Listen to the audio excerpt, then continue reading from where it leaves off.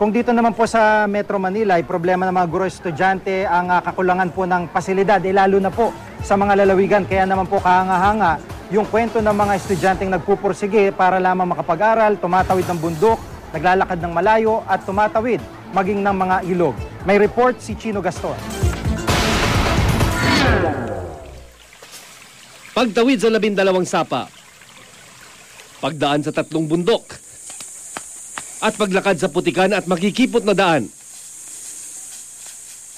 Ito ang araw-araw na kalbaryo ng magkakapatid na sina Jerome, Fe, Jocelyn at Sharon Baharo para lang makapasok sa kanilang eskwelahan sa barangay Montecal, baryo sa Bulan, Sorsogon.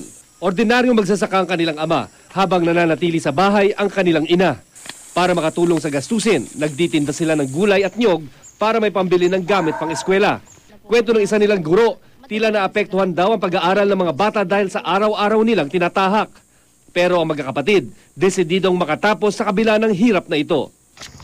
Ang ilang estudyante naman ng Mapulot National High School sa Tagkawayan, Quezon, gising na ng alas 3 ng umaga para maghanda. 3 oras kasi silang naglalakad bago marating ang kanilang malakubong paaralan. Wala silang pera para mangupahan sa mga malalapit na bahay. Pero para sa kanila, baliwala ang pagod dahil sa nais nilang maiahon ang kanilang mga pamilya sa hirap.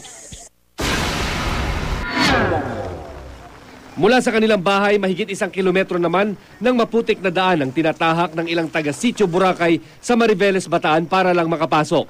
Kasama pa rito ang panganib ng pagtawid sa isang lumang tulay na sira-sira. Hirap ba? Opo. Pero nagtitiis kayo? Opo, para po makapagtapos ng pag-aaral. Patunay na hindi hadlang ang edad sa pag-aaral sa katauhan ng 63 taong gulang na grade 7 student na Lolo Virgilio Penticase sa Dr. Cecilio Putong National High School sa Bohol.